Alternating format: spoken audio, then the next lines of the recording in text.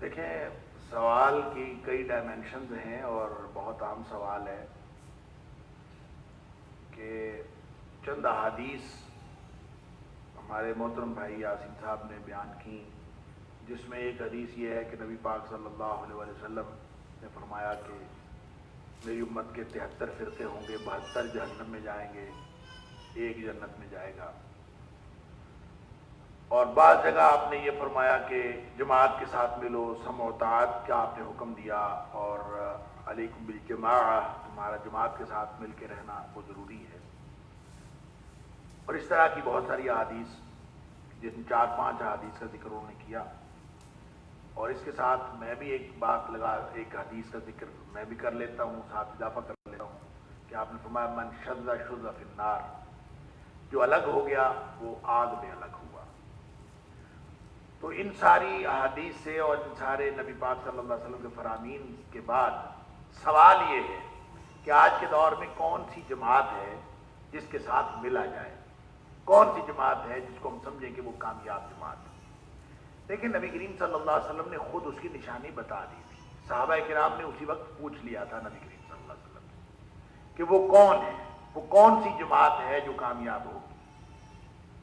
تو نبی کریم صلی اللہ علیہ وسلم نے فرمایا تھا ما انا علیہ واصحابی، وہ لوگ ہیں جو اس راستے پر ہوں جس پر میں ہوں اور میرے صحابہ کرام۔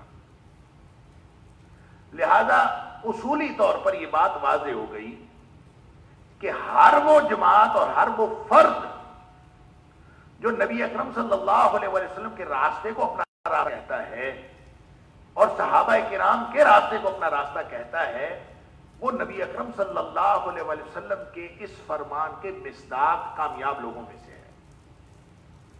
باقی جو غلطیاں کوتاہیاں ہیں وہ ہر جماعت کے اندر ہوتی ہیں، ہر شخص کے اندر ہر فرد کے اندر ہو سکتی ہیں، اور کامیاب لوگوں کے گروہ میں سے بھی ناکام لوگ ہو سکتے ہیں۔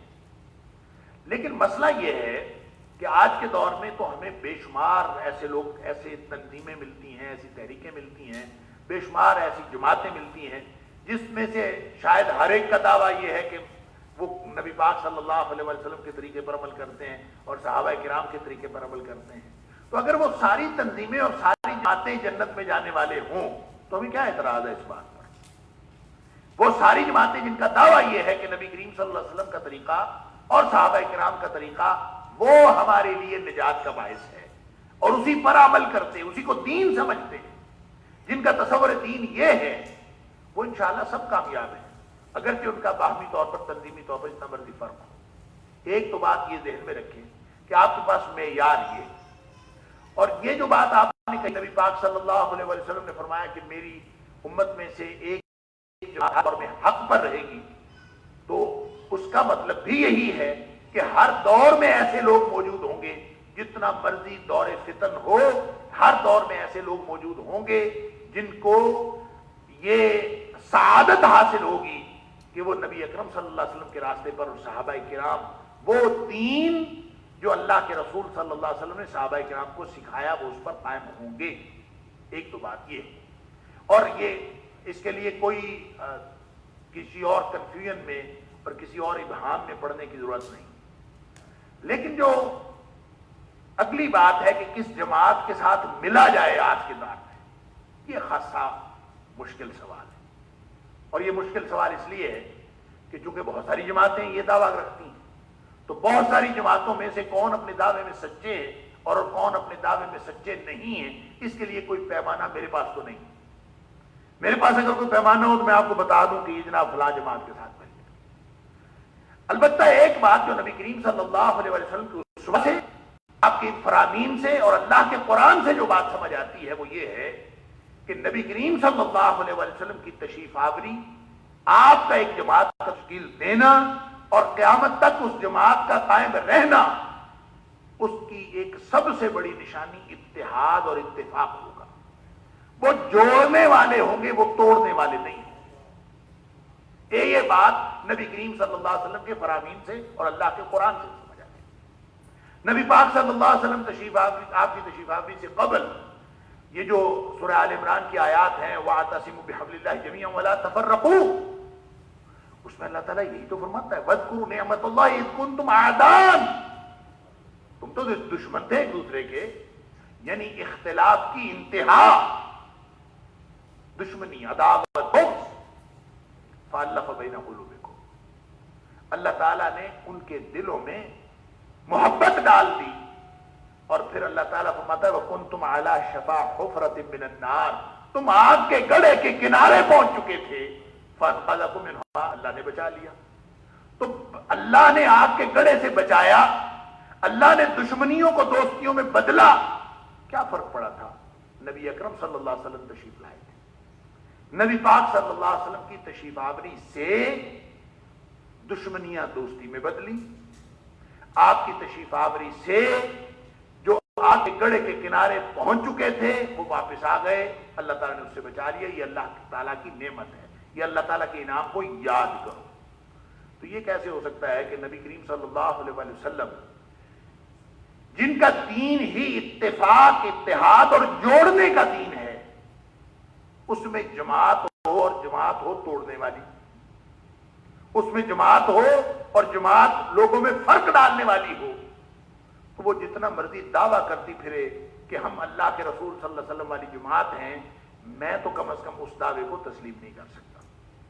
اس کی وجہ یہ ہے کہ جو توڑنے والے ہیں امت کو، نبی کریم صلی اللہ علیہ وسلم کا یہ مزاج ہی نہیں ہے۔ اب آ جائیے توڑنے والا کون ہے اور جوڑنے والا کون ہے؟ آج کے دور میں جتنی تنظیمیں ہیں اور جتنی جماعتیں ہیں، میں کسی ایک کی بات نہیں کر رہا، جتنے لوگ ہیں آپ ان کا منشور پڑھ کے دیکھیں، ساری جوڑنے والے ہیں۔ جتنی جماعتیں ہیں ان کا منشور پڑھ کے دیکھیں، سارے جوڑنے والے ہیں، اور عملی طور پر ہر جماعت کو دیکھیں، ساری توڑنے والے ہیں۔ آپ دیکھ لیں،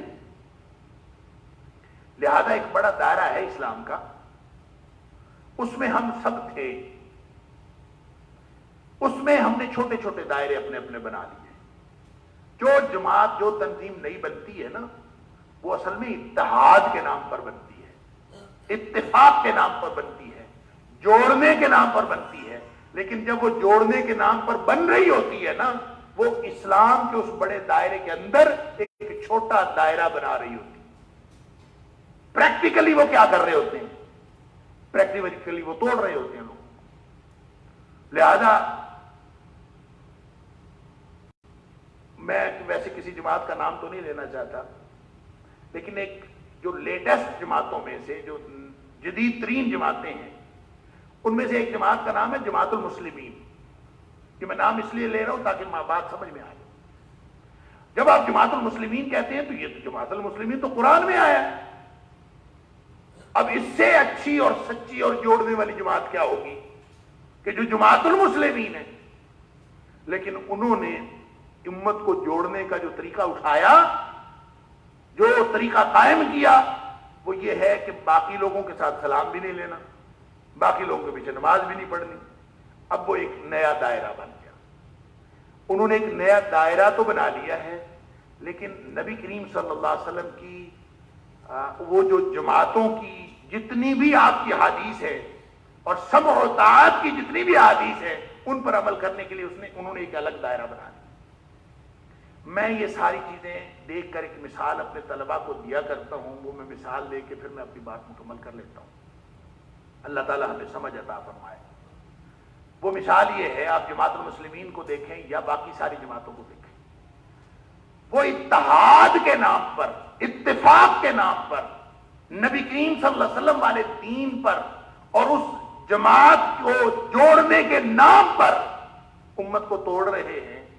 پتہ نہیں یہ بدنیتی ہے کہ پتہ نہیں یہ بھولپن ہے، اور یہ اس قدر ہماری سارے مسلمانوں کی الا ماشاء اللہ، یعنی منشور سب کا تو جوڑنے والا ہے، عمل سب کا توڑنے والا ہے۔ میں اس کی مثال یوں دیا کرتا ہوں کہ مثال کے طور پر آپ گاڑی پہ جا رہے ہوں اور آگے گدھا ریڑھی والا آ جائے، آپ کو بہت جلدی، گدھا ریڑھی والا جو ہے اس کا گدھا اڑی کر گیا ہے، اس نے سارا راستہ روک لیا آپ ہارن دے رہے ہیں، کبھی ادھر سے گزرنے کی کوشش کرتے ہیں، کبھی ادھر، اس نے پوری سڑک کور کی ہوئی ہے وہ نہیں جانے دیتا. اس نے آپ کے 5 منٹ ضائع کر دیے. آپ کو بہت جلدی تھی. پھر بالآخر کیا ہوا کہ بالآخر اس کا گدھا مان گیا. اس نے گدھے کو ایک طرف کیا, آپ کو تھوڑا سا راستہ مل گیا. لیکن آخر 5 منٹ ضائع ہوئے تھے. غصہ تو آیا آپ کو نا کہ گدھا ریڑھی والے کی کیا مجال کہ اس نے میرا راستہ 5 منٹ ضائع کر دیے. تو آپ پھر تھوڑا سا آگے آتے ہیں. جس وقت آپ کی آنکھیں 4 ہوتی ہیں گدھے والے کے ساتھ, آپ شیشہ نیچے کر کے اس کو ایک گالی دے دیتے ہیں کہ تم بڑے غلط آدمی ہو کہ تم نے میرے 5 منٹ ضائع کر دی. آگے سے وہ بھی گدھے والا ہے, وہ بھی ایک گالی ٹکا دیتا ہے. آپ کہتے ہیں اچھا پھر میں تجھے اتر کے پوچھتا ہوں. اب گاڑی سائڈ پہ کرتے, اترتے ہیں, لڑائی لڑتے, لڑائی لڑ کے اب لڑائی کس لیے لڑ رہے ہیں کہ اس نے 5 منٹ ضائع کیے. لڑائی پہ لگ گئے 20-25 منٹ, لوگ اکٹھے ہو گئے, لڑائی ہو رہی ہے. کس بات پر ہو رہی ہے کہ اس نے میرا وقت ضائع کیا ہے, اور عملاً کیا کر رہے ہیں, عملاً اس سے زیادہ وقت ضائع کر رہے ہیں. ہم سب یہ کر رہے ہیں. واللہ اعلم الا ما شاء. اللہ تعالیٰ جانتا ہے. ساری جماعتوں کا حال یہ ہے کہ کہتے ہیں کہ ہم جوڑ رہے ہیں اور عملاً توڑ رہے ہیں. اور وہ انگریزی میں کہتے ہیں ایک ایکشن ہوتا ہے پیراڈاکسیکل ایکشن. اور پیراڈاکسیکل ایکشن کہتے ہیں کہ جو نظر آ رہا ہو نا اصل میں وہ نہ ہو, اس سے الٹ ہو. مثلا ہم یہ بازو پھیلاتے ہیں نا, میں نے بازو پھیلایا, آپ سب سمجھ رہے ہیں بازو پھیلا ہے, تو بازو پھیلنے میں مسلد سکڑے ہیں. مسلد سکڑے ہیں تو بازو پھیلا ہے. اگر مسلد نہ سکڑے تو بازو نہیں پھیل سکتا. تو گویا پھیلنے کا عمل اصل میں سکڑنے کا عمل ہے. یہ پیراڈاکسیکل ایکشن ہے. تو جب میں بازو نیچے کر لوں گا تو میرے مسلز ریلیکس ہو جائیں گے. تو جب بازو سکڑا تو مسلز پھیلے, جب بازو پھیلا تو مسلز سکڑے. یہ عملاً ہمارا سب کا پیراڈاکسیکل ایکشن ہے. ہم اصل میں یہ کر رہے ہیں. اور یہ میں کسی ایک جماعت کی بات نہیں کر رہا, ہم نیک نیتی سے بھی یہی کر رہے ہیں. بدنیتی نہیں, نیک نیتی. اس کی وجہ ہے کہ ایک اس بڑے دائرے میں آپ نے بنا لی انجمن فلاح انسانیت, ایک شخص نے بنا لی انجمن فلاح معاشرہ. اب ایک دائرہ ہمارے پاس ہو گیا انجمن فلاح معاشرہ کا, ایک دائرہ ہمارے پاس ہے انجمن فلاح انسانیت کا. اس کا مقصد بھی وہی ہے, اس کا مقصد بھی وہی ہے. لیکن انجمن فلاح معاشرہ والا جس نے ممبرشپ لی ہے انجمن فلاح معاشرہ کی, وہ اگر محنت نہ کرے, وہ اگر اپنی انجمن کے لیے, اس کی پروپیگیشن کے لیے کام نہ کرے, تو پھر اس کو انجمن کی ممبرشپ لینے کا فائدہ کیا ہے؟ اس دائرے کی جس کی اس نے ممبرشپ لی ہے وہ اس جماعت کا ممبر ہے یا اس جماعت کا ممبر ہے, ہر بندہ نیک نیتی کے ساتھ اپنے دائرے کے لیے کام کر رہا ہے. اور جب آدمی اس دائرے کے لیے کام کر رہا ہے تو دوسرے دائروں کے لیے کام نہیں کر رہا, اور وہ آدمی اپنے دائرے کے لیے کام کر رہا ہے تو اس دائرے کے لیے کام نہیں کر رہا. لہذا ہم سارے ہی اپنے اپنے دائروں کے لیے کام کر رہے ہیں. وہ جو بڑا دائرہ ہے نا دائرہ اسلام, اس کے لیے تو کوئی بھی نہیں کر رہا. لہذا آج کے دور میں آپ نے پوچھا تھا ہمیں کیا کرنا چاہیے, کون سی جماعت جوائن کرنی چاہیے. تو آج کے دور میں مجھے یوں لگتا ہے کہ قرآن کا یہی سبق ہمارے لیے ضابطۂ عمل ہے کہ جو سورۃ المائدہ کی ابتدا میں اللہ کریم نے فرمایا کہ وَتَعَاوَنُوا عَلَى الْبِرِّ وَالتَّقْوَىٰ وَلَا تَعَاوَنُوا عَلَى الْإِثْمِ وَالْعُدْوَانِ, کہ ایسا کرو کہ تم نہ یہ جو دائرے چاہے 10 ہیں چاہے 20 ہیں, تم ایسا کرو کہ بر اور تقویٰ کی بات ہو نا تو ایک دوسرے سے تعاون کیا کرو, چاہے اپنے دائرے کا ہو چاہے کسی اور دائرے کا ہو. بر اور تقویٰ کی بات ہو تو سب سے تعاون, وَلَا تَعَاوَنُوا عَلَى الْإِثْمِ وَالْعُدْوَانِ, اور گناہ اور زیادتی کا کام کرنے والا ہو تو اپنے دائرے کی بھی حمایت نہ کرو. اگر یہ طرز عمل اپنائیں گے تو ہم بچیں گے. یہ ہے وہ طرز عمل جو ہمیں اپنانے کی ضرورت ہے. لیکن ہمارا طرز عمل اللہ تعالیٰ معاف فرمائے الا ماشاءاللہ اس سے بالکل الٹ ہے. ہم جس گروپ میں ہیں, ہم جس پارٹی میں ہیں, ہم جس تنظیم میں ہیں ہم اس کو پاک اور پوتر ثابت کرنے کے لیے ایڑی چوٹی کا زور لگاتے ہیں. ہمارا خیال ہے اس سے اچھا کوئی اور دنیا میں نہیں ہے. اور ظاہر جب ہم اس کو اچھا کہہ رہے ہیں, ساری دنیا کو کہہ رہے ہیں کہ اس دائرے میں آ جاؤ, تو دوسرے دائروں کی نگیشن کرنے کے لیے, ان کو غلط کہنے کے لیے ہمیں الفاظ ادا کرنے کی ضرورت نہیں ہوتی. ہم بس اپنی جماعت کو, اپنے گروپ کو, اسی کو پروپیگیٹ کر رہے ہیں. اور یہ امت کا المیہ ہے.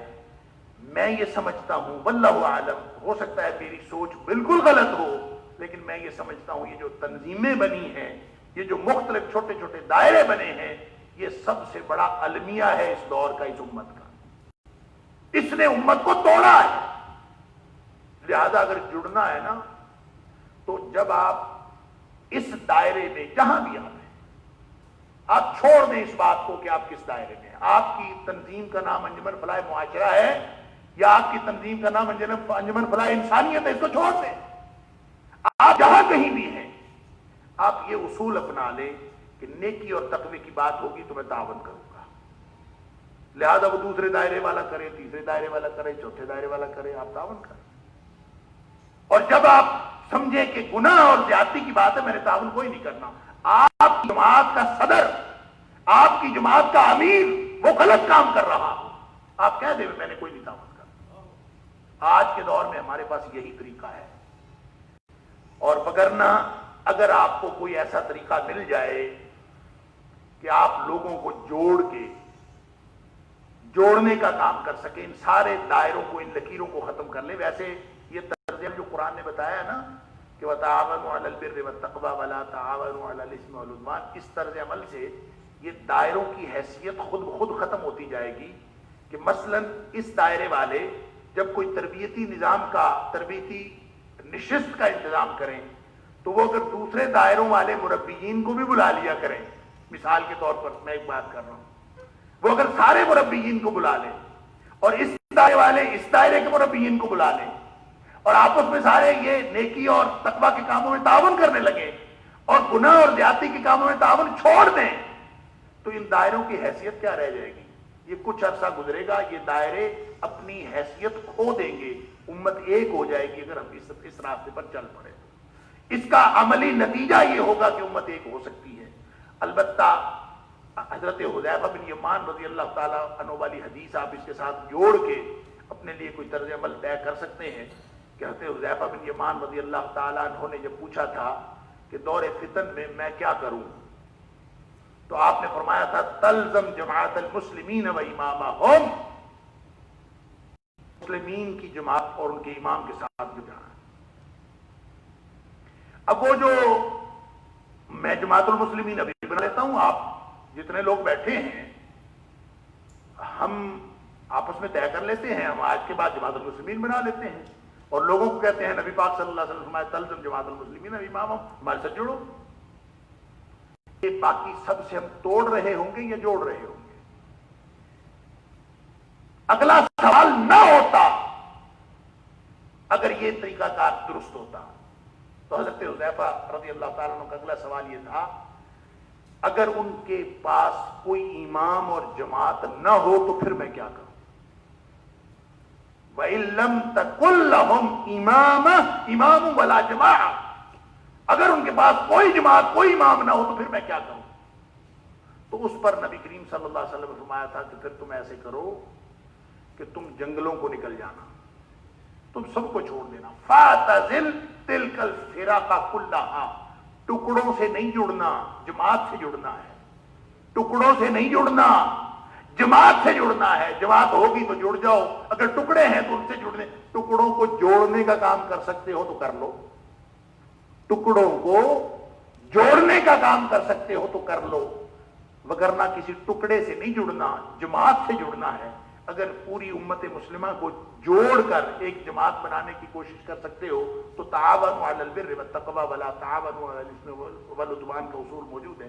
نہیں کر سکتے تو نبی پاک صلی اللہ علیہ وسلم نے فرمایا ٹکڑوں کو تو چھوڑ دو, فاعتزل تلک الفرق کلها, سب کو چھوڑ دو. کیا کرو؟